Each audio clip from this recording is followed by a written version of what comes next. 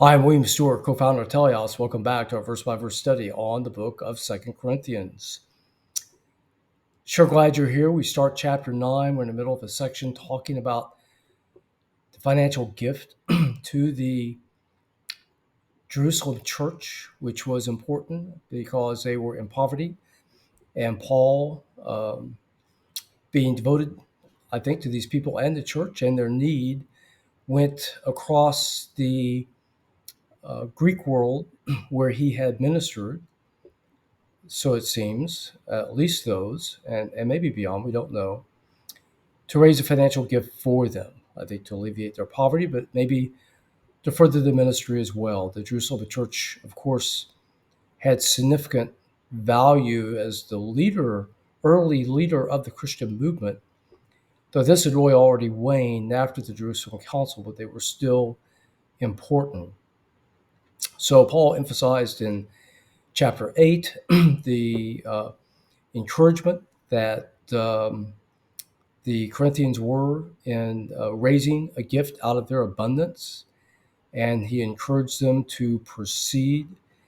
And he continues his thought with them in a slightly different tone in chapter 9. So we pick up in verse 1, and as touching, or really concerning in more modern English, the ministry to the saints, meaning those in Jerusalem, it is superfluous for me to write you. Otherwise, I've already written you.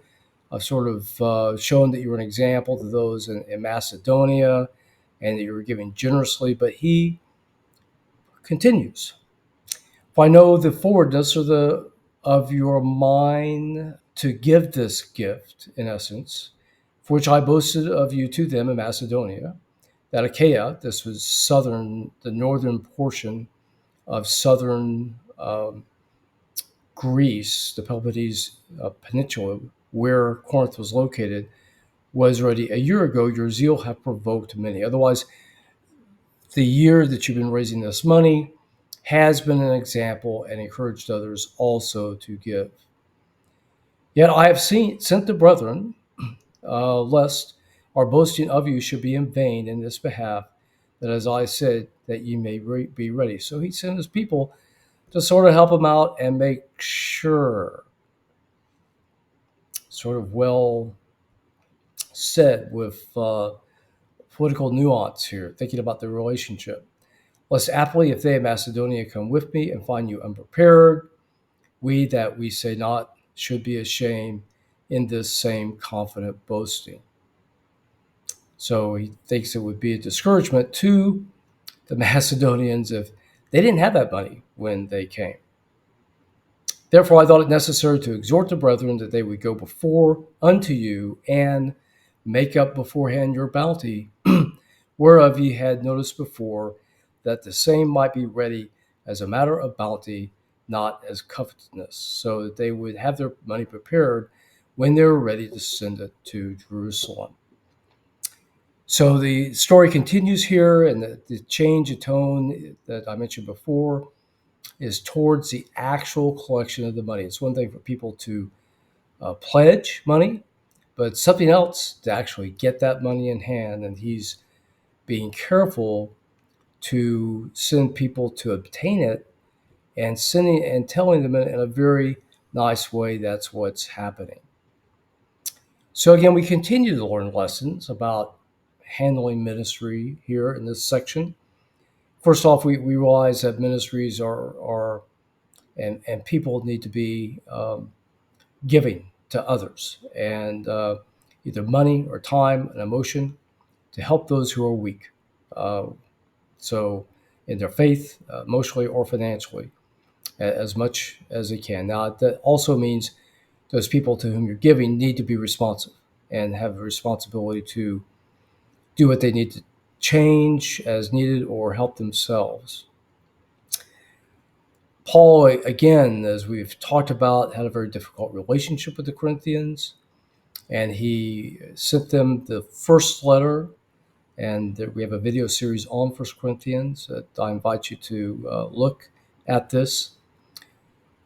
But the Corinthians evidently didn't take his admonishments And there were a lot of them because they had a lot of problems. They were not a mature church.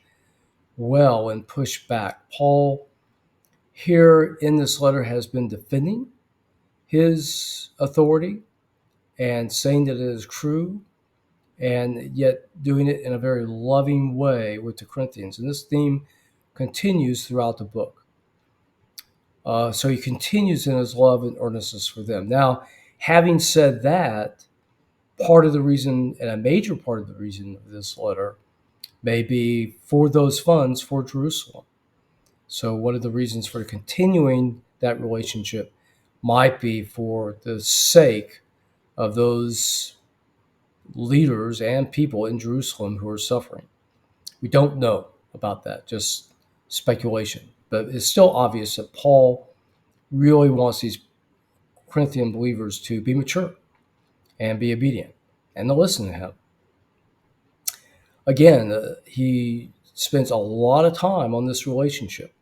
Having engaged them, he persists in faith and the message to them, being very careful to address them patiently and with respect and with the truth, yet with love and commendation. So really good lessons for all of us here.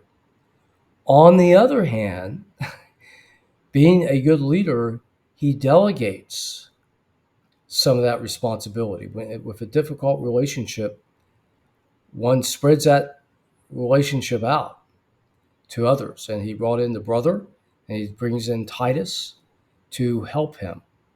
So smart move. The other thing he does, and I'm just speculating here, so we don't really know, this is the last mention of the Corinthians for which I'm aware in the New Testament. As I said before, that later from one of the church fathers, I think Clement wrote Corinth, and over a different issue. So they may have, the church was still there 100 years later, and they may have, or 80 years, I think it was in the early 100s this letter was written. So they may have settled a lot of those issues. We don't know. However, Paul doesn't seem to mention them or write again. Now, it doesn't mean he wasn't still interacting with them, but perhaps because of their resistance, he moved on. That's another lesson for us in leadership, that if people push back too much and don't respond, they take too much time. At some point, Christians, to save themselves, Christian leaders need to move on to other individuals or institutions to help others who are responsible. Otherwise, the people to whom we minister owe a responsibility to us, those who we're trying to help, if that makes sense. Okay, so we've learned some tips here as Christian ministers.